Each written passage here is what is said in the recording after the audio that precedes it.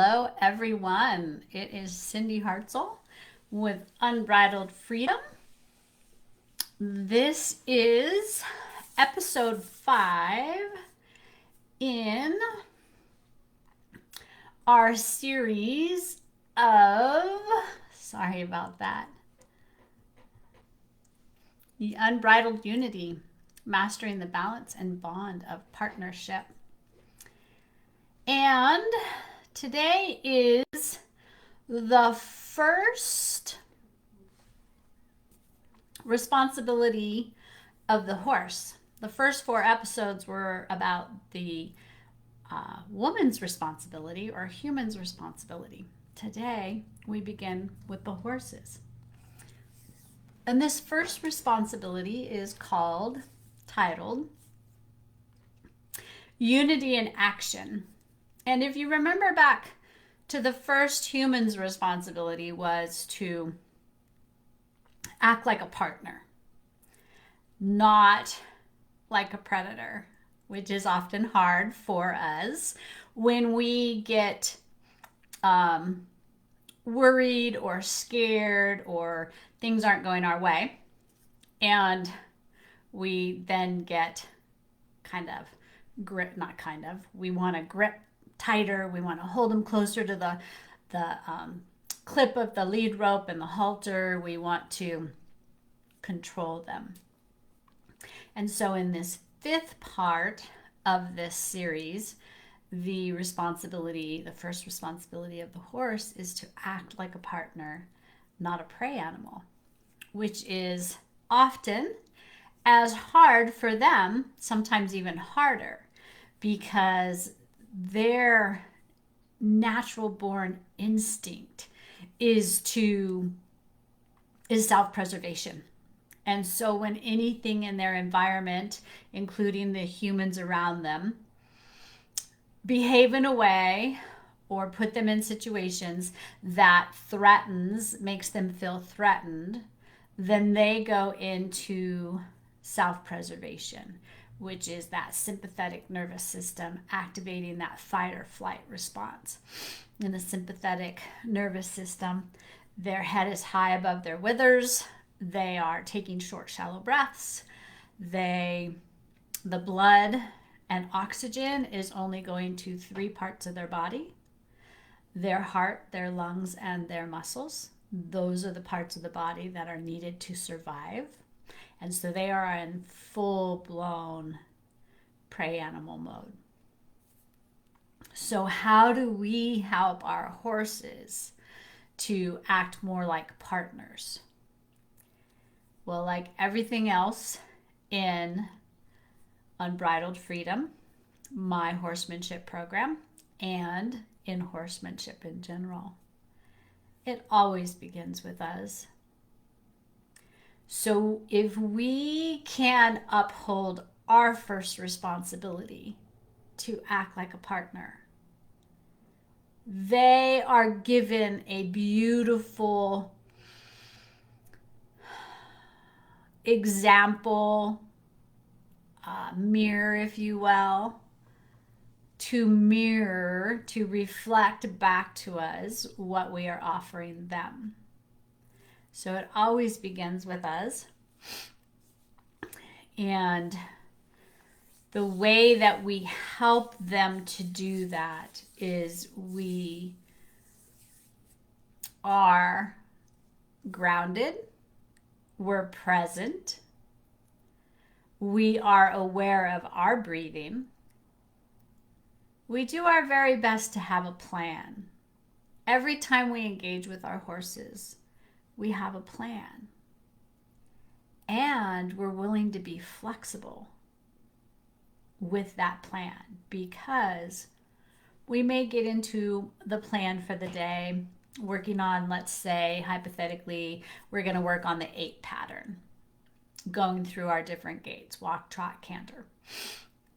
And we get out there, and if you're boarding, maybe there's a lot of people in the arena, there's no room for you to set up your cones, or it's super windy, or if you have your horses on your property, there's a lot of things that we can do to talk ourselves out of taking time to spend with our horses. But so that's that being flexible.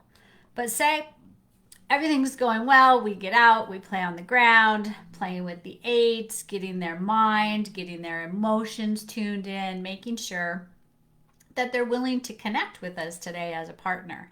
And then we get up in the saddle and we begin to do our pattern of the 8. And we need to remember that we are the leader. And I practice and teach inclusive leadership, which means the partnership is 51-49. I am the 51, they're the 49, but I'm always striving to get them to want to engage with me. And the way that we do that is by honoring their opinions, listening to them. Doesn't mean that we're going to be swayed by their opinion, but we're certainly going to hear it. And if they're struggling, we're going to help them through whatever it is they're struggling, because that's what an inclusive leader does. We are like on the ground in the saddle. We are self-aware of where we are mentally, emotionally, physically, and is our heart wide open and connected to that spiritual essence of our horse? Or are we a little nervous? Are we a little preoccupied? Is something distracting us in the environment? Are we getting frustrated because our horse doesn't seem to want to pick up the pattern? So in order for our horse to maintain their responsibility of acting like a partner with us, we have to be mirroring to them a solid, confident, compassionate partner. And recognizing that our role is to be the leader. And I love the analogy that I often share with my students is I look at my partnership with my horses, and when we're working together to achieve things, I look at it as if we were ballroom dancers. If we were ballroom dancers, I would be the leader and my horse would be my partner, the one that follows my lead. And within that following my lead, well, not them following my lead, within me being the partner, I have to know what is the dance we're dancing. So in this scenario, it's the 8 pattern. And what does that involve? Where do we start? What is the rhythm that we're moving in? What kind of a feel do I need to have for my horse to be able to follow me? And can I give clear, focused, and communication through my body to them that allows them to fluidly follow me without being pulled or controlled or restrained? That's my job as the leader in the dance, and their job is to follow my feel and follow my focus and maintain the level of energy that I'm offering in that dance. And if this is a little uncertain for you guys, what I encourage you to do is get on YouTube and pull up some ballroom dancers and watch it from the perspective of the man is you, the leader, and the woman is the horse, following the feel of the leader. Now, in this, we're talking about the horse maintaining the responsibility of being our partner. So I am showing up as that leader, focused and open, and allowing them to feel me, allowing myself to feel them, as if we're one, sliding and gliding through that 8 pattern. And say something happens, a bird distracts me, a loud noise distracts me, the dogs, a car at my house, those are the kind of things, or at a ranch, anything at a boarding facility can happen that distracts me. I may lose my rhythm. I may lose my focus in where we are in that dance. And because I strive to be an inclusive leader, and I have taught my horse to follow my feel and my focus, when they feel that I have left them, they're going to do one or two things. They're going to kind of get distracted and get out of rhythm.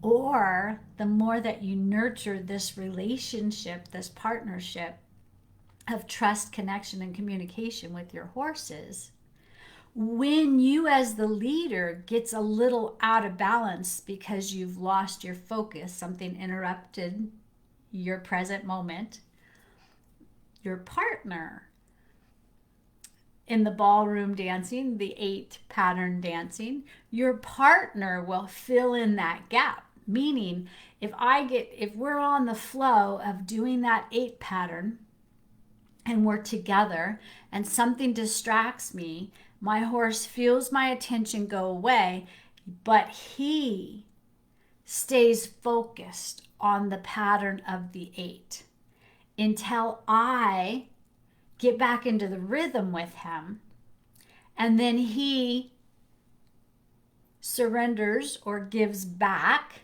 that leadership. Now that is an amazing partnership.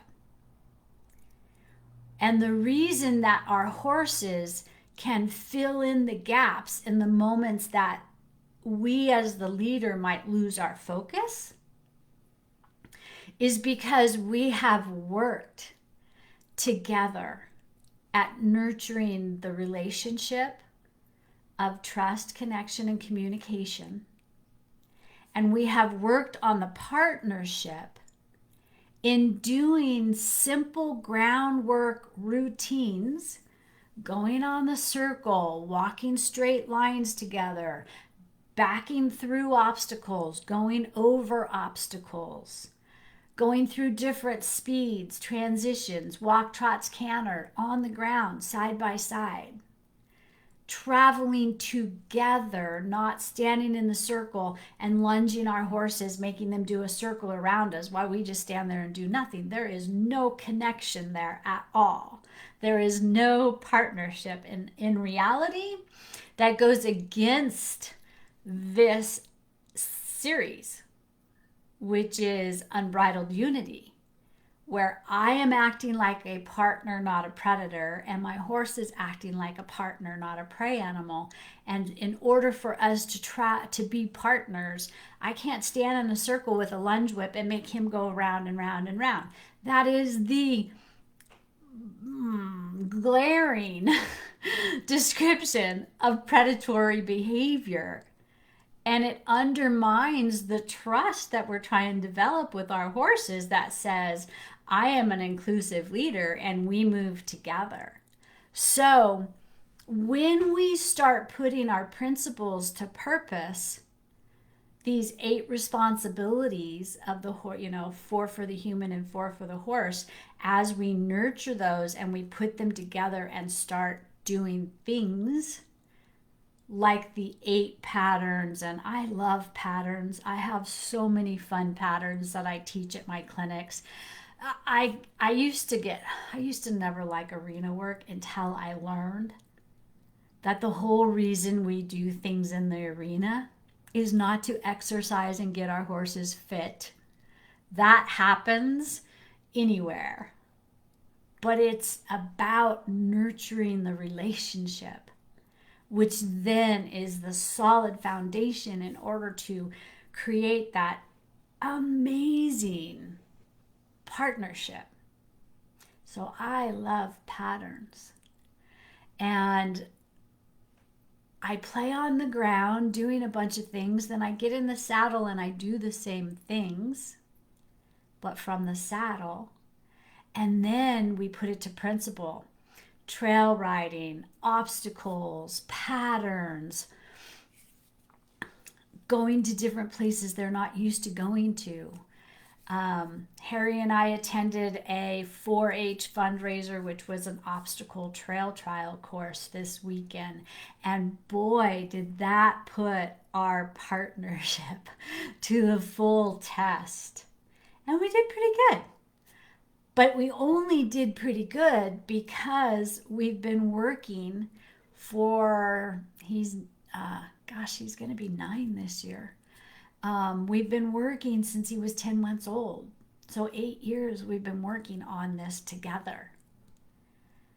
And a lot of it has been in the arena. So helping our horses to maintain their first responsibility of being a partner. We have to be the partner first. And we have to dare to be vulnerable and present and allowing them to show us what they know. So often we don't want to give up control because we're scared that something could happen. And that's called micromanaging. And I see it all the time in my clients. And what I teach them begins on the ground. I keep talking about groundwork, so I'm going to fill in a little bit. Groundwork, the whole reason we do groundwork, the whole reason groundwork is the foundation of developing a horse is because we're teaching them what we're going to be doing up in the saddle. And so if we feel the need to constantly control and constantly tell them to keep walking, keep walking, keep walking, keep trotting, keep trotting, keep trotting, pulling them instead of guiding them, we're teaching them to not think for themselves, not to be a partner. Whereas if we can show them what we're asking, what our body language means when we ask them to go out on the circle or start walking on the circle or pick up a trot or move your hindquarters, if we teach them what that means, and then we ask them to show us if they understand that. Pressure motivates, but it's the release that teaches. So the minute that I show a horse, first I show them what it means. And then when I ask them to do it, as soon as they make a move in the right direction, my pressure comes off. And if they stop, like, whoa, where'd you go? Well, then I'll give them a little bit more guidance. But as soon as they start moving in the right direction, I shut up and go back to what we call neutral. So they know that they're doing the right thing. That starts opening them mentally and emotionally to rise to the occasion of being our partners. And I teach people in groundwork, the reason we don't stand still and drive them around in a circle is because that has nothing to do with riding. Nothing.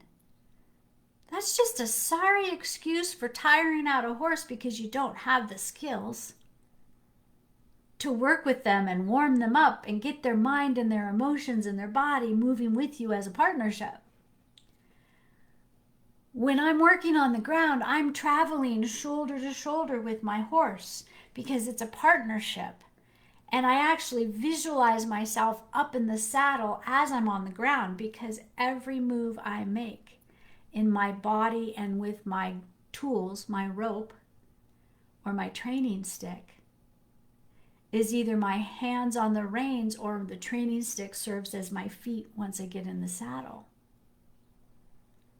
So I am focusing and visualizing myself in the saddle as I'm asking my horse to do these pivot on your hindquarters, pivot on your forequarters, walk, trot, canter, back up, go sideways. I'm always doing it with the intention and the focus and the visualization that these are the things we're going to do in the saddle. Horses communicate through body language. So the sooner we can teach our horses on the ground what our body is saying, and we can teach ourselves how to bring our energy up and bring it back down and move it left and move it right like ballroom dancers on the ground, we already know what to do when we take our feet off the ground and get in the saddle. So every horse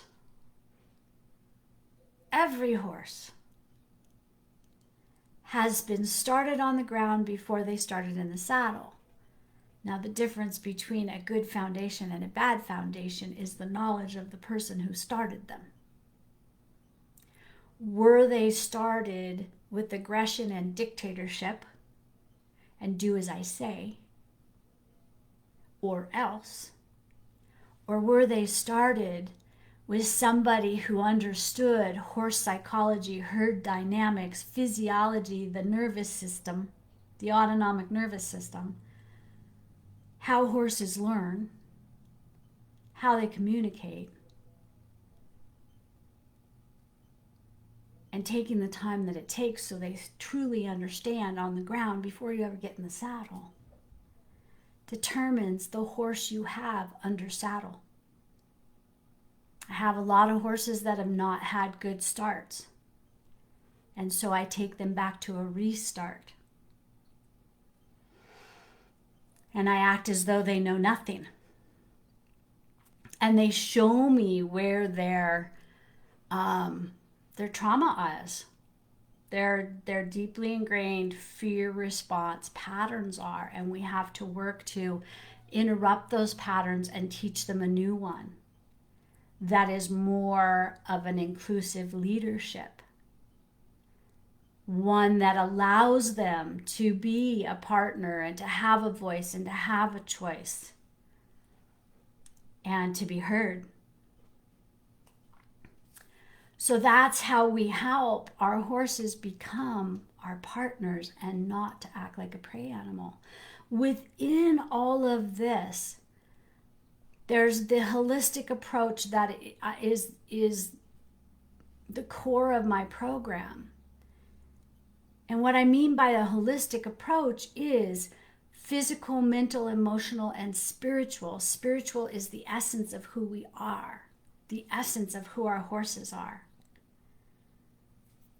You know, we meet some horses and it's like, hey, yeah, you're cool, how's it going? And then we meet other horses and it's like, oh, there's like a magnet drawing us to them. That's because our essence and their essence are just, want to be intertwined. And in that holistic approach, I teach in the Unbridled Freedom 12-month program. I teach the woman, the women, the human, to first understand the circle of us. There's 4 parts: the mental, the emotional, the physical, and the spiritual. And teaching self-awareness on when am I working from the mental? When am I working more from the physical? Where's my emotions? Are my emotions balanced, or are they fear and frustration, and I have to get that in check? And is my heart still open, inviting that horse into that space? I have to first learn, and my students first learn how to be self-aware and how to act like a partner. Because if we cannot manage those 4 circles within us, we can't be a partner. We're going to act more like a predator, and that is going to push our horses away. So I have to teach and help my students understand that, so that the horse has that beautiful positive mirror that can be reflected back to them, and we have the mirror from our horse reflecting back to us. Are our horses, are us, are ourselves balanced mentally, emotionally, physically, and spiritually? And when we engage as partners, when we do that dance like ballroom dancers, whether we're on the ground, we're in the saddle, we as the leader are always aware. Where is my horse? What needs to be nurtured? His emotions are out of balance. I need to work on that quadrant. His mind is not here. He's confused. I need to work on the mental part. Physically, he doesn't understand the movement. He doesn't know how to shape his body up. I have to focus on that. All the while, I'm keeping awareness, self-awareness, introspection on what am I doing in my body. Am I out of balance in my body in the saddle that's confusing that's keeping his body from being able to do what it needs to do? Am I mentally focused? Am I mentally clear on what I'm trying to achieve? Because if I'm not, he's going to reflect confusion back to me. Am I emotionally here and present and curious and in a loving, receptive, emotional place? Or am I getting frustrated or anxious or distracted? Because my horse is going to mirror that back to me. Is my heart shut down because something happened before I got here, or my horse didn't greet me at the gate, or didn't want to be saddled, or whatever? We like to make our horses stuff, the way they're acting that day. We like to take it personally. And then that shuts us down, like, oh, he doesn't like me anymore, or stop being a butt, So we have to be aware of where we are as a partner, and the partner, in order for us to be a solid partner, we have to understand all aspects of ourselves, and that the horse mirrors back to us where we're at. So if our horse isn't able to do what we're asking, or our horse is behaving in a way, first check in with you. Check in with those 4 areas. And then check in with him. But I love this topic. I love horses. What can I say? And the more that I learn about horses from the inside out, the more that I want to know about women from the inside out, because women and horses make the most beautiful partnership I've seen. I mean, I've seen some pretty cool men with horses and have amazing partnerships, but you know what? There's something so beautiful and so elegant about a woman and a horse when they are truly in a synergistic relationship. All right, everybody. As usual, please comment below what you learned from this session, any questions you might have. Go out and play with your horse and think about the partnership the first responsibility of the human and the first responsibility of the horse is to act like partners. Can you be the partner your horse needs you to be so he can rise and be the best partner he can be for you? All right, everybody, I'll see you next week.